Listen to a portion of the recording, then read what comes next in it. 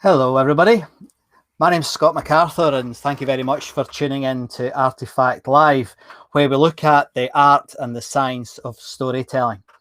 Well, this week we've got a fantastic show lined up for you. We're going to be talking about the brain and storytelling, and this is one that I've been looking forward to for quite some time and promising you'd come back to it from week one. So I hope you enjoy it as much as I'm hoping to do in the next 45 minutes or so. However, I believe we've got some competition tonight. There's some fella down in London's making some announcements about coronavirus. Now, I appreciate this is serious, but I hope you're watching me rather than him, because I'm sure we'll be able to summarise what he says in about 3 or 4 words. It did remind me of something that Dr Bernard Shaw said before. No diet will remove all the fat from your body because the brain is entirely fat. Without a brain, you might look good, but all you could do is run for public office. Unfortunately, that's kind of how I feel about what's happening with some of our politicians at the moment. And boy, could they use some stories. Boy, could they use some stories. So, as I always do, I'm going to, before I introduce my guest, the fantastic Lynda Shaw, I'm going to tell you one of my stories. And this is a story that it led on from my academic career, if you like. I was in the research laboratories. And in my time, I studied the brain, but I studied what's called the morphology of the brain, which is about the how it's made up. And I actually did 50 what they call partial autopsies of brains. And the brain is a hard thing to work with. As I said in that quote, or rather, not me, Dr Bernard Shaw said in that quote, it's largely made up of fat and water, and it's extremely difficult to work with. Not only is it difficult to get out of the skull, it's also difficult to cut up and very difficult to actually analyse. I'll come back to that. But people have been looking at that for decades, and in fact, they've been looking at it for hundreds of years. And that's where my story comes in this week. And I've got quite an embarrassing artifact. Lynda, don't think badly of me when you see this artifact, because it's really quite dodgy. It's behind me. Those of you with eagle eyes might have spotted it. I've got a whip. Look, I've got a whip. Now, my studio is too small for me to do a crack of the whip. But those of you who tune in regularly will know that I quite often talk about one of the key aspects of storytelling is being an archaeologist of your own life. And if you've seen any of my pre-produced work, you'll know that I quite often refer to Indiana Jones, and he's famous for having his whip. And that's where I'd like to take you this week, on a story that happened to me just at the end of my time when I was studying arthritis and brain disease at Edinburgh University Pathology Department. And what happened was my boss at the time is a guy called Professor Dougal Gardner, and he died just 2 years ago now, and he was a very dear man. And I decided I wanted to, stay as long as I could with him. And he got a job in the Surgeons' Hall in Edinburgh. Now, every major city in Europe has something like a Surgeons' Hall, and in that building, it's where they keep anatomical collections, usually Victorian and pre-Victorian war collections, but they also keep the bodies that they use for medical and dental research in these places. So you have a swimming pool, an Olympic swimming pool full of dead bodies. Now, I'm sorry if you're squeamish. I won't go back to dead stuff again. I'll just move on quickly. Anyway, he took this over, and he asked me to stay with him for 6 months just to set this up. It hadn't really been looked after very well in Edinburgh for about 50 years. It's been going since the 17th century, but it had been neglected somewhat, and Dougal decided they wanted to revive it. So one day we really did some Indiana Jones. We found that there was a roof void. There was a loft, and we think no one had been in the loft for 70 years. So it was, since Victorian times, there hadn't been anybody in that loft. So Dougal, being in his 70s and he had bad knees, said to me, "Scott, would you help me get up?" And we got the ladder, and I went up the ladder with a hammer and tried to get the loft hatch open. It was very difficult because it had been painted over so many times, hence why we know it'd been like that for probably 70 or 80 years. Eventually we got it open, and we climbed up, and I had to help. I pulled him up, And it looked like, how to describe it, half a football park full of, do you know those shelves in that Harry Potter film where there's all the orbs, you know, the sort of see-through library shelves? Looked like that, but it was huge. It was dusty. And Dougal said to me, you go that way, I'm going this way, let's see what we can find. So to cut a long story short, I got to the end of this particular lane, if you like, and there was a large chest, or a kist as we call it in Scotland. And on that chest, there was a tarpaulin. And Scottish word warning, I wheeked it off. Dust went everywhere. I opened up the chest, and in the chest, there were lots of things, I didn't know what they were, wrapped up in cloth. So I dove in, opened them up, and it transpires it was a Victorian dentist collection. It was the instruments they used to use on people before we had anaesthesia. So you can just imagine it was like head clamps to stop you from moving. It was huge, great. Oh, it was terrifying. I'd rather talk about dead bodies than dentists. Anyway, just at that point, and hello there for saying hello, people. Hi. Just at that point, I heard Dougal shout to me. He said, Scott, you must come and see this. So I turned around and walked around, and here was Dougal standing there. And next to Dougal was a row of like a library shelf. But each shelf had a number of boxes on it. And the boxes were about that size. We opened the boxes, and I'm getting goosebumps. And this happened about 30 years ago. We opened the boxes, and in the boxes were skulls.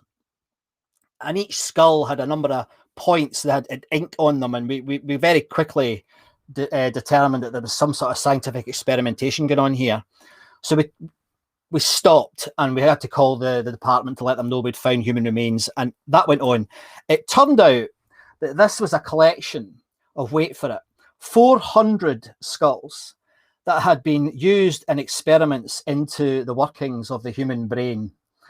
And it turned out that 2 Scottish professors at my university, Edinburgh University, from the Darwin building where I spent a lot of my time, had popped over to Australia in the 1860s, and they'd lopped off the heads of 400 living Aboriginals and brought the skulls back to the UK to examine them. Because at that time, there was now obviously a pseudoscience, but at that time there was a science called Phrenology, where they believed that the shape of the human head could determine the behaviour of the people who had that particular head. Now that story, that's completely true, and it ended up one of the tribal kings, I think they're called kings. If there are any Australians on, I'm sure you'll tell me. One of the tribal lords came over to Edinburgh, and if you look on Google, I must get a copy and put it on my Facebook group. But one of these guys came over from Australia demanding the heads back. Now, of course, we were like, yeah, you have your heads. And it was quite funny because he came and he sat outside with his legs crossed with this long white beard, demanding these heads back. And of course, we didn't want the heads. They were his heads, and he could have them and take them back to Australia. But he made a point of having this show about it. And that night, I was in a pub called the Doctor's Bar, which is directly opposite the anatomy department at Edinburgh University. And his name was Alan. And Alan and I had a few drinks together. And he said, this'll, and I can't do Australian accents, but he said, this'll do the cause good. And what happened 5 years later, I was working in Australia, in Sydney, and I was staying at a hotel called the Western Hotel, which is just about 2 streets back from the main pier in Sydney. And there's a museum there, and it's the National Museum of Aboriginal Studies. And I went to the museum to see the national collection, and in that collection, there was a skull, and it was one of their skulls, and it was identified as being found in Edinburgh by this tribal chieftain. It wasn't him, it was me. Anyway, but it was a fantastic experience, but it was one that has always stayed with me. And I think that is a very good introduction to my guest, because this is a field that is absolutely strewn with pseudoscience. There's a good reason for that. It's highly complex. It's difficult to understand. It's it's difficult to get your head around any of it, never mind the detail and the complexity of it. But I think we're moving towards more of an understanding, and I think that's where my guest, Dr. Lynda Shaw, can help, because she's a neuroscientist, and knows about this stuff. So without further ado, I'd like to introduce Lynda to the party. So I'll just switch you on, Lynda. Good evening. Hi, how are you? Thanks for joining me. You're very welcome. Thank you for asking me. Now, it would be remiss of me not to ask you, how on earth did you become a neuroscientist, Lynda? What happened? How did that come about? Wow, that's a long, okay. Plenty of time. A long story, short answer. Come on, Lynda, you can do this. Right. I've been always wanted to know why people do what they do. When I was a child, you would find me with elderly people saying, I'm asking them to tell me a story. What was it like when you were my age? What's it like when you were little? And all of that sort of thing.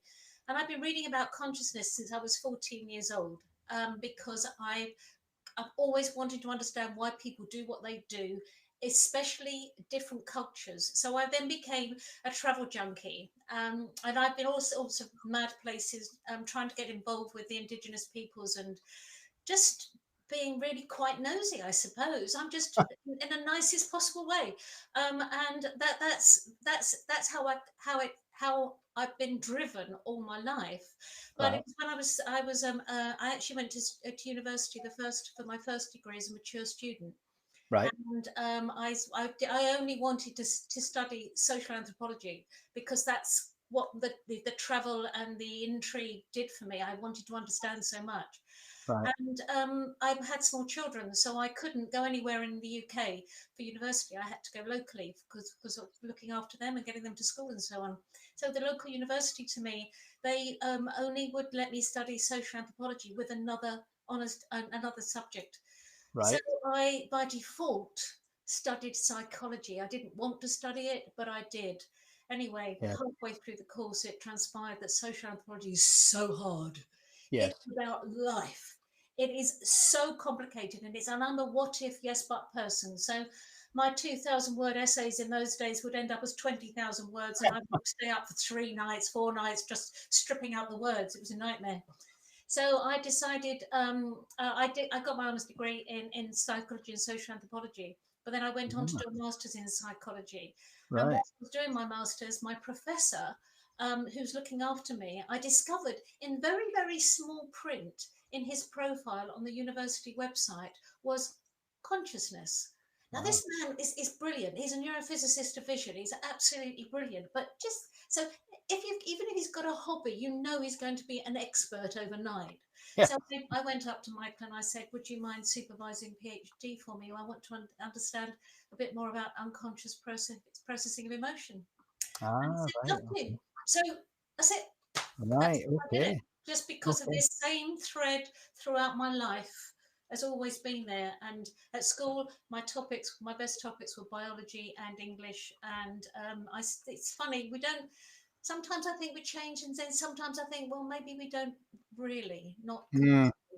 So there you go. I think we're definitely on the same page. I'm interested. Were you a Margaret Mead fan, or were you interested in that sort of anthropology, or what was the sort of particular? Was it experiential? Were you getting out there doing things, or were you doing it in the laboratory, or what sort of research were you doing? My research was in studying neuroscience and the unconscious processing of emotion was using fMRI scanning equipment and behavioural studies. So I was using typically I was often in a scanner anyway, as a guinea pig for other PhD students. So I've been in a scanner, but so I probably scanned about 40, 50 people. Oh, right. Wow. Yeah, trying to get the data normalized and trying to work out exactly what the parts of it. The trouble is, you see, with an fMRI, with any MRI scanning machines, the temporal resolution isn't that good because they measure blood oxygenation, so it's like a secondary measure. But where in the brain is really rather good. So if we match that up with EEG data, which is much better on the temporal resolution, as in the timing, then actually we get pretty accurate information these days. Right. Okay. That's a lovely segue to the first sort of deeper question, but real relevant to the theme of what we do here. If I can, Lynda, please. One of the things that for anyone who studies science, especially biology, very early on realizes that, you know, human beings have been, you know, storytellers, you know, forever. You know, from the earliest cave paintings in the Chauvet caves, etc., you know, with 40,000 years ago, we were telling stories. What is it about us, do you think, that stories tell us about how our minds work? Because we're clearly drawn to them. I mean, you can see it just now, can't you? During COVID, I mean, everybody's writing books, everybody's watching Netflix and binging on it. You know, we're absolutely immersed in story at the moment. So, what is it about? Have you any idea? I mean, I know this is a difficult question, but what is it about the way we are made here that seems to draw us like a moth to a flame with stories? Any thoughts on that? Yeah, sure. I mean, Aristotle's was talking about stories. We have Yeah. stories that actually last something like 1,000 years in some cultures. They just keep going, they keep going, because that is the way people learned. They handed down information via the storyteller, who Yeah. was the probably the third most important person in the village, the third to the chief and the medicine man. So Yeah. therefore, the storyteller was the teacher. But Mm. what is absolutely fascinating is the way the human brain has evolved, in that we have, we originally, when we started communicating, not necessarily with language, when we started communicating, we would communicate about what was happening now. Mm. So we would, if you were, I don't know, inventing a wheel, okay, you invent a wheel with me, you know, something like that. But we then started to evolve to a point where we wanted to um, teach people how to avoid things that they may not have experienced. Right. So how can you teach people what they have not experienced by way of, so that they've got a better chance of survival? So how can you do that? Well, you can do that by stimulating their imagination to what it's like to be at risk at that particular thing, or that particular event, or that particular whatever. So get out of the way of that rolling wheel, even though nobody's seen a rolling wheel. Um, Yeah. so therefore we needed to devise, or develop a way of stimulating somebody's emotion, and the best way of doing that is with stories. The story of a risk that you could face if you Mm. experienced what Joe over there has experienced in the past. So Yeah. it's to help us, originally, I believe, to help us imagine the future, Mm-hmm. imagine what could happen, so that Mm-hmm. we become more risk averse, and therefore, evolutionary wise, a better chance for survival. Right. Now that, I mean, there's a phrase that I like, Linda. I think it ties in almost perfectly with what you just said, that stories can help us with things that are real, but in that moment they're not true. Yeah, Yeah. yeah. So you can like, I had an MRI experience actually. Which I've told on the channel before, where I didn't realize that I had claustrophobia. I didn't know I had claustrophobia until I went into one of these scanners, no doubt with an evil scientist like you doing the experiments on me at the time. But I panicked, despite the fact I knew that nothing was going to happen to me. I panicked. You know, it's the oddest thing, how we tell ourselves these stories, you know, these internal stories. But that takes me to another question, and this is sorry, these are tough questions, but thank you for taking them on. But quite often, and Joanne, sorry, I'll put Joe's just made about the sort of the balance between positive stories. Quite often in media, you read a lot about storytelling. It's all very good and all very positive. But certainly in some pathologies, you're telling yourself bad stories and it's damaging you. You know, it's real, they're real stories to you. They're not true, but they're real. And that can pull you down. Have you got a perspective on that? Is there anything you're aware of in terms of what, as Joe has suggested, you know, is there a more powerful type of story for the human brain? Is it drawn to the negative or drawn to the positive? Is there anything on that you know about at all? I know that's a difficult question. Well, um, Martin Seligman, Professor Martin Seligman, is supposedly the father of positive psychology. That is contentious. There are people who study the topic who will give you other names of professors who are high up there. However, let's park that for the moment. He or others decided that we have been studying so-called negative psychology. Now, I want to make a caveat here. There is no emotion that is negative or positive in terms of good or bad.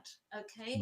All emotions, everything we feel, are just as valuable as each other, as each of whether it's sadness, happiness, whatever. They are all extremely valuable. So when we use the words, so please bear that in mind when I use the words positive and negative. Okay. Right? Yeah.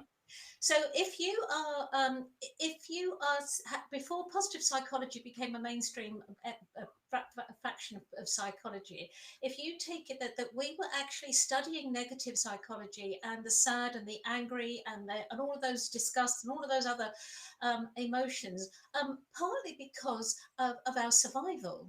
Yeah. It's essential that we survive. We are evolutionary, hardwired to survive and reproduce. That's it. So studying the negative stories and the stories that make us frightened, or the stories that might put us off doing something that's dangerous. We do it to our small children now. You tell them something and you try to put them off by exaggerating something or telling them a story that might not necessarily be in your experience by any means. So we are using we are studying we're studying negative psychology hugely, and equally we have to remember that there is a terrible percentage, far too high, of people who suffer with depression and anxiety disorder. So we need to understand that so that we can help them. So there's been a lot of research on all of those things going on anyway. And equally, as I say, it's the negative stories that will keep us safe. So we will home in on them quicker than we will the positives. Although having said that, I have to say my experiments when I was doing my research showed that there is positive psychology is actually underestimated when it comes to our sales and marketing. So just Okay. It's funny that thank you for that. That was really helpful, actually. Thank you, because it is something that, and I'm going to have to talk about pseudoscience in a minute, I think, because it's like an ogre that sits over the top of this topic. But I personally get quite frustrated by how people react, or sometimes this might be wrong. I mean, I could be talking complete BS here, but I think more people tend to be negative than positive. I mean, the number of people that tell me they're depressed, they're not bloody depressed. You know, they've got strain, but they're not depressed. I mean, depression is a clinical issue. It's not, but it's almost meaningless because everybody's depressed. And I worry that, it's almost like a noise now. I'm depressed, I'm stressed. Everybody's saying it constantly, and that's not the case. Unless I've got it completely wrong. It's complex, it's multivariant. It's not as simple as people make it out to be. Am I wrong with that? Am I being unfair on people? No, I think we have we tend to normalize certain words, and depression, stress are words that have been normalized in our society in recent years. And I think what that has done is people are using these words when they don't necessarily understand what true stress is, or indeed what true clinical depression is. And so by virtue of the fact of normalizing, it's good to normalize words so that there is less stigma, and that is really, really important. But equally, we don't want to normalize it to the point that it's disrespectful to those who are truly poorly. Yeah, and that's the most difficult part, because no one would want to. Well, hopefully, decent people would not want to do that, but it is difficult, and I guess that segues me to the other thing I'd like your perspectives on, because this is such a complicated area, but there are an awful lot of people in this area claiming to be experts, and it's full of stuff of lesser or greater value even things like positive psychology, which has some decent academics involved in it, well, we don't need to get into the detail, but that's got its significant criticisms methodologically and in terms of repeatability. So there are real issues in there, and that's scientific. But there is all this left, right brain stuff and all the rest of it that's still around us. How do we take it up a level, or should we bother? Should we be trying to persuade people to come away from almost the phrenology? It's still around, this, well, better than I do. What do we do? How do we tell better stories to raise the game, or is it just wishful thinking on my part?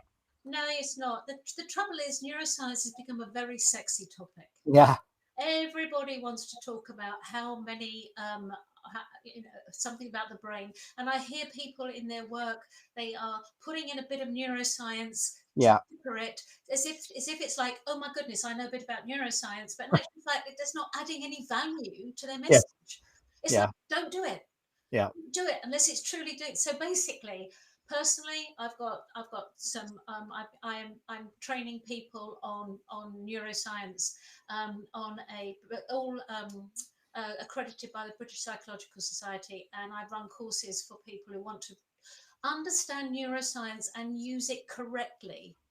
Yes. Rather than use this nonsense about left brain, right brain people, and the nonsense about using 10% of your brain, and then nonsense about multitasking.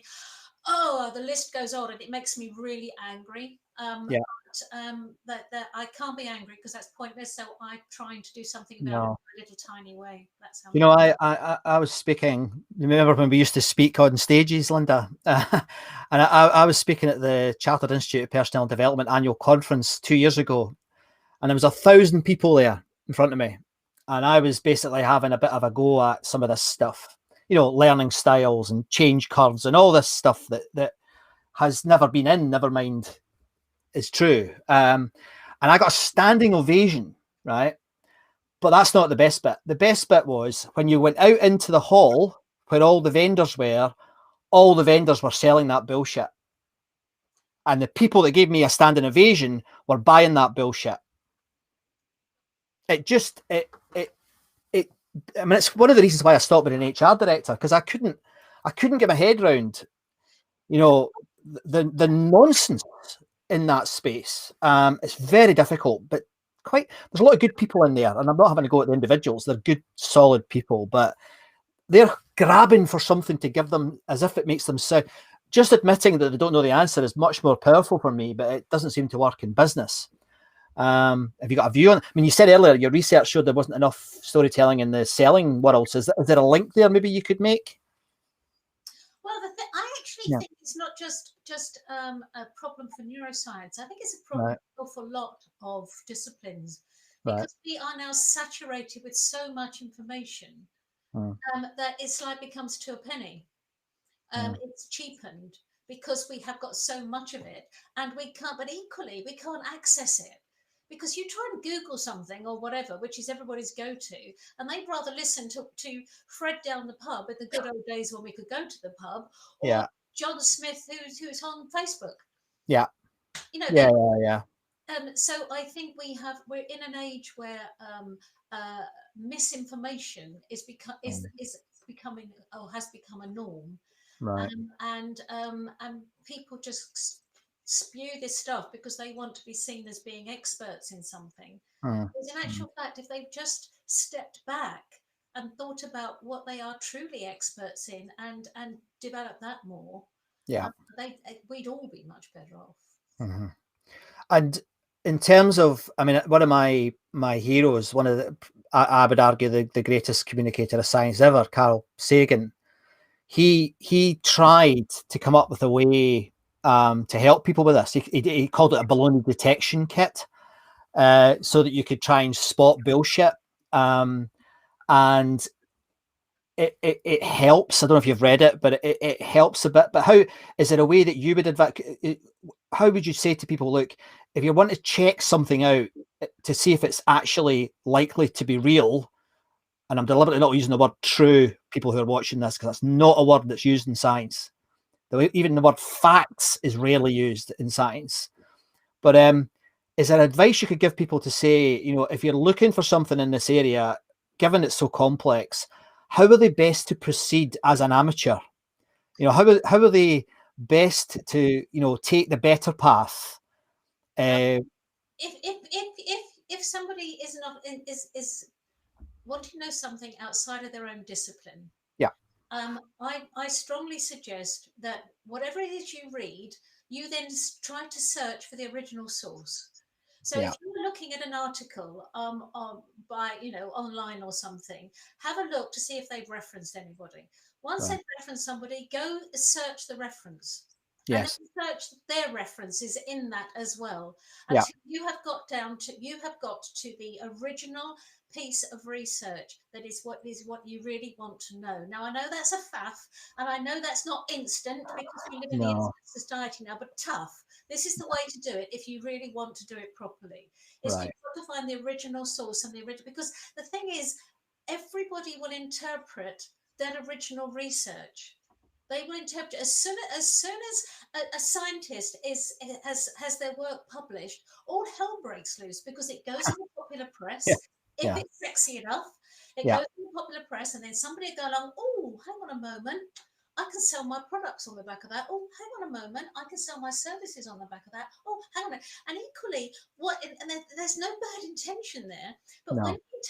when we absorb new information, we make sense of it with our own perceptions so far, which our own experiences and our knowledge base so far throughout our whole life, which means that every new piece of information we evaluate based upon all our experiences so far.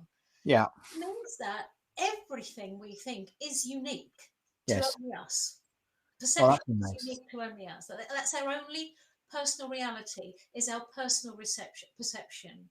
So Right. if you then take somebody else's perception of somebody's perception of somebody's perception over a piece of information, it's not going to make sense. So get to the original source before Yeah. you decide how you want to interpret that piece. It's Chinese whispers writ large, isn't it? Yeah. I don't know if you're aware of Stuart Harris's work at University College of London. He's formerly a university guy, and he's just written a book about the scientific method and how badly understood that is, but also by some of the scientists these days, because I don't know if you've experienced this yet, but there's a lot of even primary sources. One of our colleagues from the Professional Speaking Association, a chap called Ben Affia, was talking to me about this, and the sensational language that a lot of scientists are using at the moment, like the word breakthrough, the words like, phenomenal, groundbreaking, the use of those words are increasing, not exponentially, but they're increasing significantly in the scientific literature. So I often contradict myself here, because I say, well, it's science's own bloody fault, because we've got caught up in this. The scientists have got caught up in that sort of cheap, quick, high impact, public perception of the Daily Mail science. So yeah, we're part of the problem, Lynda, and I think we need to make sure we admit that as people who either do science or shout loudly about science. We've got to watch our language. I don't know if you've come across that or seen that, but I mean, if you look at some of the populist science books, they're bloody awful. I mean, they're terrible. It is awful, but you Yeah. know what? You do have to be really, really careful. I teach it till I'm blue in the face to my Yeah. face. Is that what we know today, we will unlearn tomorrow.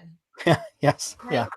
So Yeah. all of this groundbreaking, oh my goodness, this is now going to change the world nonsense, is Yeah. that? It's Yeah. nonsense. Nonsense. Because as soon as we've got our next generation of neuroimaging techniques or whatever's going to go on next, all of Yes. a sudden we're going to think, oh, hang on a minute, that theory's just blown out of the water. Oh, okay. So you've got to be prepared. And this is one of the biggest issues, is people hold on to a piece of information and they hold on to it and they won't let it go, Yeah. regardless of what evidence is in front of them now. And Yeah. so if you are going to offer anybody scientific information, then be prepared to say, today at the moment, research suggests that. Yeah. And be Yeah. prepared to change tomorrow because of new evidence that's come about. And Yes. that's therefore these big fancy words mean nothing. They're nonsensical. Yeah, it reminds me, you'll have read Oliver Sacks's work. He's one of my favorite writers. Oh, yeah. And yeah, and he of course studied, it was case studies that he studied. And of course that's not scientific, because you can only, I mean, the way actually you resonated seriously with me earlier when you said, everybody's got their own experience. And that's exactly what he said. He said, I'll still study the individual with Tourette's or the individual with whatever, because for them it's a real experience. He actually says all the way through all of his books, my work will be out of date within 50 years because we'll work out how to do this scientifically. And he was standing on, I mean, people who were not scientists like Jung and Freud, who, curious people, but they didn't have any clue about scientific method. But they are still, in my opinion, way overestimated. And I mean, if you look in the literature, you'll still hear Jung and Freud all over the place, not in academic literature, but in the popular literature. I'm no Freudian by any means. Oh, Do you no. know that man wrote something called The Project in 2 weeks? And when he wrote the project, by guesswork, with his imagination, Made it up. Yeah. he came up with synapses, although he didn't call them that. He called them connectors. He Yeah. came up with all these different bits about the brain. And I'm thinking, God, that's so clever. Oh, yeah. Oh, I mean, And I mean, I love, I quite like the Red Book, Jung's book, because it's full of little aphorisms that are actually quite useful, but there weren't no scientists. And it's that sticks in my craw, I guess, that, we have moved on, but the public are 100 years behind. That's terrible. I shouldn't be making judgments like that, but that's how it feels.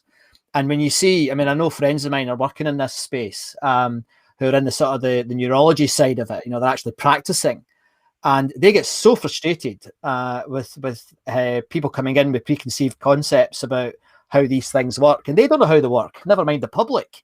It's quite funny. It's quite funny. But so, in terms of advising people who are storytellers, because this is what this community is about, have you any thoughts on? Again, I mean, you've said go back to primary sources. I think that's terrific advice. How do you think a storyteller who's maybe encountered neuroscience or brain technology or any of the the developing themes in this space, because things like biometrics are developing at a pace. We're looking at you got the brain drugs, the enhancing drugs that are coming on, the I forgot the name of them now, but they're all nootropics. They're all coming online.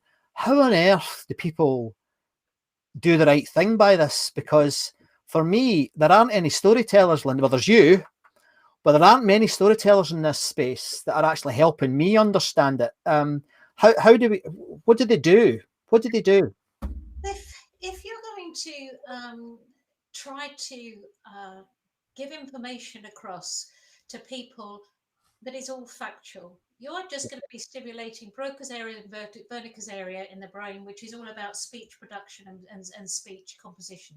So Right. it's that's what, and it's really hard to decipher that information. It's a hard work for the brain to actually make sense of it, how to make that information relate to you and your situation. It's really, really difficult. Now, I don't know about the efficacy of some of these things you've just talked about. So I'm not going to give an opinion on those. But what I do know with storytelling is there are two things that are all powerful. And if only people who you've just described, or even our darling politicians, if only they would realize the power of emotion and the power of sensory information. Right. And that is what stories convey. And that is vital. The power of emotion. If you don't actually plug into somebody on an emotional level, that information is going to go straight over their heads, unless you're doing something like selling a hemorrhoid cream to someone who's got hemorrhoids. So that's a fact. I like that. I'll take that one on board, because at the moment I'm suffering. I can't sit down. However, if you haven't got hemorrhoids and they're trying to sell you hemorrhoid cream by facts and that, it's like, forget it. You've got to plug in to the power of emotion, and also to the multi-sensory information, the motor cortex, the olfactory system, the occipital lobe, the visual system. All of those things you've got to stimulate with people's imagination, because the brain doesn't always know the difference between what is real and what is imagined, which is why stories are so fantastic. So Yeah. if you can stimulate those areas with your stories, it will help people, first of all, trust you, relate to you, relate to themselves, what you're trying to teach them, and also help them their memory enormously. As we know, I tell stories and people to remember my stories, but they don't remember anything else I say. So Yes. go figure. But it's true. Yeah. Our memory recall is fantastic if we Yes. relate to stories, and that's what's happening in the brain. We have got to recognize the power of emotion and the power of sensory information. Yeah. Is there, and I can't believe it, but we're almost time up already. That's shocking. We're in a time warp here, which is zoomed past. But is there anybody that you would recommend? And I'm not talking to Joseph Campbell's of this world. A storyteller that maybe in the business world, because there's very few of those, Lynda, that I'm aware of. I mean, I have been trying to dig them out, and there aren't very many out there. But a storyteller who really is trying to break ground in this space. Do you know of anybody? In terms of leadership, in terms of people who are people of influence, I actually can't think of one off the top of my head. No. However, if you think of people in the past, one of my favorite actors and wonderful storytellers was James Stewart. Oh, right. I could listen to him forever. Right. Listen to his lovely, slow drawl, and you just lived it. Peter Ustinov lived it. Yeah. All these amazing storytellers, raconteurs, they just, magical. Yes. And Yes. if people in leadership or people of influence would learn this craft and take that a little bit more seriously, they'd be a lot more successful. Yeah, and that is a great point for us to end, because one of the axioms that I am so convinced is right is this, Lynda. I don't know if you've seen it when you've been looking at the website or whatever, but it's that facts tell, but it's stories that sell. Yeah, totally. And I cannot. I mean, I've worked in dozens and dozens of companies over 30 years, and I cannot name one that really gets that, that actually is committed to storytelling. I mean, there is research in this space. There's not a lot of research in this space, but there's research in this space. It's powerful enough that I would certainly have a go at it, but it's very difficult to get corporations to actually take on board that. I mean, if you look at the explosion in metrics across organizations, it's sorry. I had a client, a CEO of a middle-sized company, and he was absolutely petrified when I was working with him on a particular day, because the following morning he had a meeting with the shareholders and the numbers weren't good. Yeah. And he was really, really worried. So we spoke for ages, and in the end I said, okay, tell me why are you in this industry? Why are you doing this? Yeah. So he went off and he told me this story about how he came to this industry and how he came to become so senior in this company and why and that. I said, now that is what you go into the shareholders and tell them tomorrow. You then say, the numbers aren't good, but I need your help. And then you give them the numbers. And it worked. Fantastic. Lynda, thank you ever so much. I think your double part about stories, looking at the power of emotion and then the link from that to sensory information, is something that I will certainly spend a lot of time thinking about in the next few weeks. It's terrific advice. Thank you ever so much. Where might my viewers see your online materials or get in touch with you? What's best for them to do if they wanted to continue this conversation, Lynda? Well, I'm always happy for anyone to email. I'm Lynda with a Y, so Lynda@drlyndashaw.com is my email address, or my website's www.drlyndashaw.com. Fantastic. Well, thank you very, very much. As you can probably see, the comments are coming in and they're very positive. So thanks ever so much. I really hope that we get a chance to speak again, because I've now got about 1,000 questions I want to ask you, Lynda. So thanks very much. And thanks for everyone as normal for tuning in. Next week, we're going to be looking at sound and story. So we're going to be honing in really specifically on one of these aspects of how the brain processes data as it comes in. So thanks everyone for tuning in. Thanks, Lynda. That's fantastic. And I'll speak to you soon. Thank you.